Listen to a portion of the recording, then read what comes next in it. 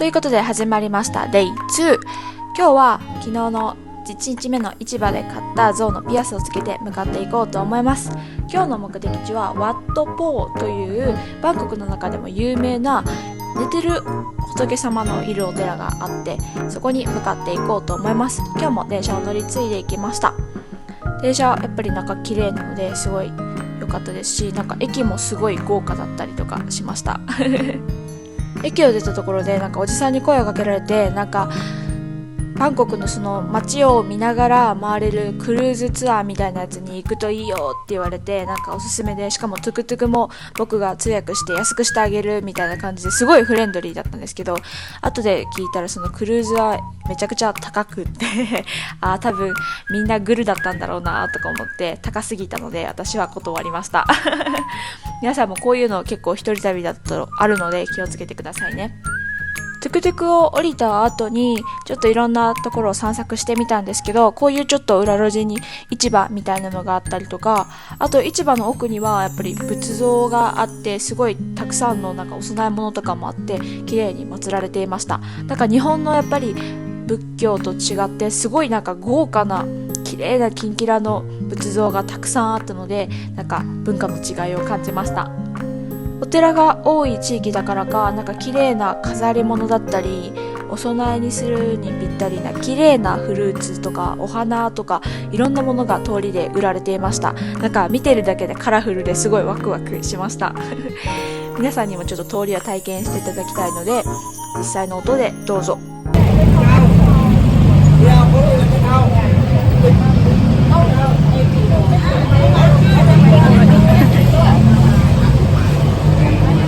いろんなところでお花が売られています。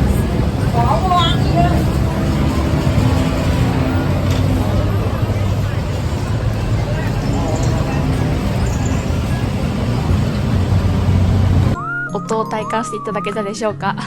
しばらく歩き進めると、こういうすごい広い広場があったりとかで、もうちょっと歩いていくといろんなところにこういう豪華なお寺がありました。中にちょっと入ってみようと思います。中には日本ではあんまり見ないような形の建物とか、あともうキラッキラの赤とか金を使った装飾がたくさんあるお寺がありました。これでも私のお目当てのワットポーじゃなくて、普通のそこら辺にあるお寺だったので、すごいなと思いました。さらに歩みを進めると通りにいっぱいお菓子とかが売っていて、ちょっと美味しそうでお腹が空いたので一つトライしてみることにしました。私が買ってみたところがこんなところで、私の頼んだのはこちらですね。餅っぽくて、でも話が全然通じなかったので、身振り手振りでどんなのって聞きながら試してみました。いただきます。揚げ餅の砂糖とちょっとごまがかかったやつでめっちゃ美味しい。糖分も補給したところで、どんどんワットポーに向けて歩みを進めたいと思います。ところどころにこういうヨーロッパっぽい建物があったりとかして、どういう歴史がある街なんだろうって思ってました。さて、ワットポーは超巨大なお寺なのですごく広いです。外から見るだけでも広いですよね。装飾もすごく細かくてめっちゃ綺麗です。では中に入っていこうと思います。ワットポーは入場料が必要です。入場料は1人200バット、日本円にして800円ぐらいですね。結構高いんですけど、でも中のお寺自体はすごく広くて、ずっと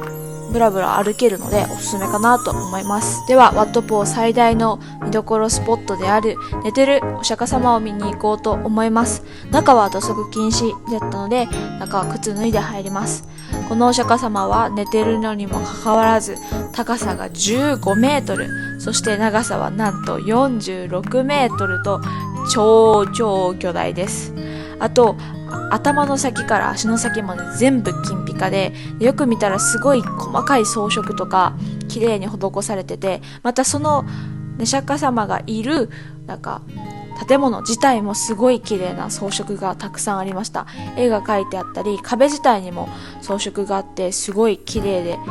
みんなここでたくさん写真を撮ってました。頭の方から入り口から入っていって、足の方まで歩くと、なんと足の裏にもこうやって綺麗な装飾がなされていました。本当にすごく細かな装飾でたくさんのアートが描かれてたので、皆さん実際に行って見てみてください。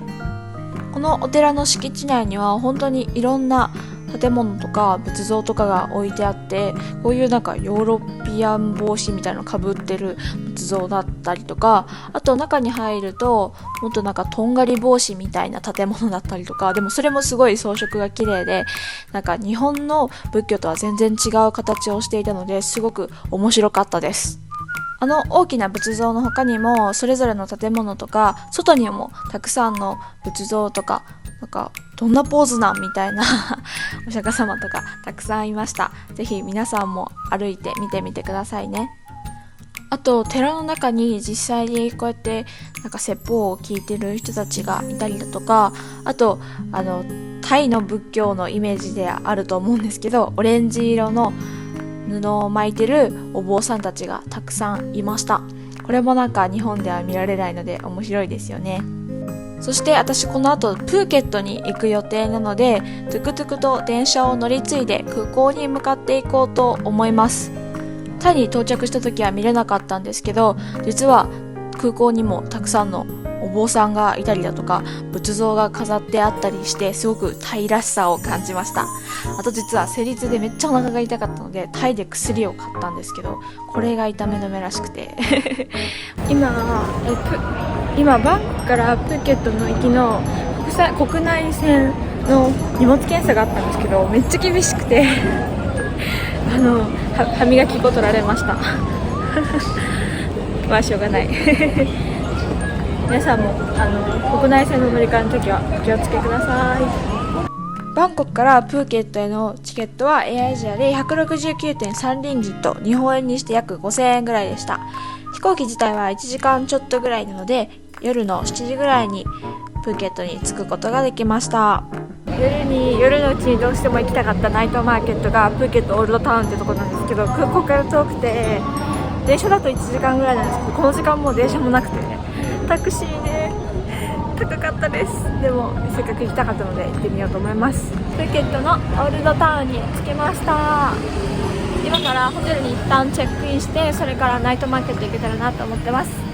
ちょっといろいろなことが起こりましてAirbnb でホステルを予約してたんですけど、そのホステルが予約を完了できてなくって、他のお店の人がそのホテルの人に連絡を取ってくれて、ホテルのオーナーさんと会うことができて、でそのホテルのオーナーさんが僕のところには泊まれないけどって言って、他のホステルさんに予約を取ってくれて、同じ値段で泊まることができました。もう一晩宿なしかと思ってめっちゃドキドキしちゃって大変でした。でもすごいいい人たちで、すごいめっちゃ親切に助けてくれたので、ちょっと今からとりあえずナイトマーケットに行って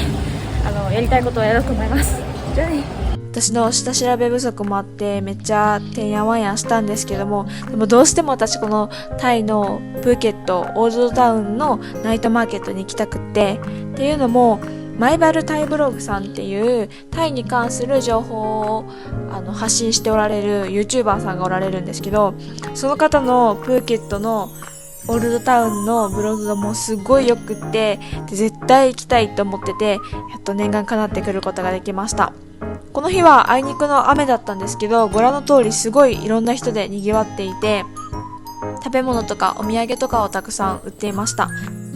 こうやってスペアリブとかたくさんの豚肉が売ってたので、興奮のあまり買ってしまいました。他にもなんかたこ焼きを焼くみたいな鉄板で売ってたなんか海鮮を焼いたものだったりとか、あとどうしてももう焼きたてのホタテの匂いが良すぎたのでホタテを焼いたものも買いました。もうその場で熱々を食べたんですけど、本当にどれも美味しかったです。スペアリブとローカルスイーツとドリンクはホテルで食べようと思います。ホテルの予約にいろいろ手間取ってしまったんですけど、結果私が泊まったのはこのサニーというホステルで、値段は1泊2260円でした。観光地なのでいろんなところにホステルがあって安い値段もたくさんあると思うので、皆さんも調べてみてください。でこのホステルもなんか古い建物で、でもすごいなんかおしゃれな階段とか建物自体がちょっとおしゃれですごくいい雰囲気でした。シャワーとトイレも共用だったんですけど、なんかこのコンクリート打ちっぱなし感が逆になんかちょっとおしゃれででシャワーも問題なくお湯が出たので全然大丈夫でした。共有スペースもこんな感じでちょっとレトロな感じでめっちゃおしゃれでした。今日ここに泊まりに来ていた旅行に来てたドイツ人の女の子とたくさんおしゃべりしました。帰り戻ってきました。フォークが残ってるのでフォークをレビューしたいと思いますいただきます。う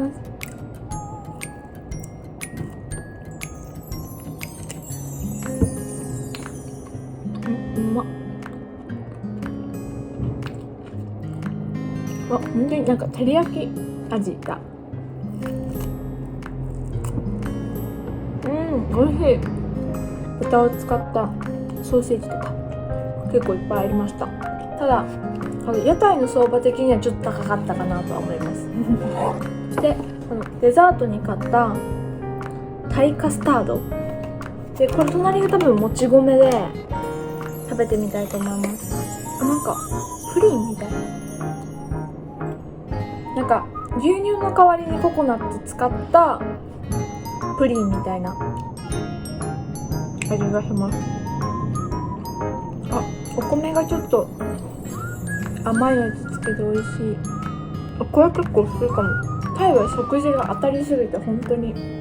っちゃ楽しい締めには安定のタイティーです。思いのほかプーケットに来るまでちょっといろいろ大変だったんですけど明日一日観光が残ってるので楽しみたいと思います。おやすみなさい。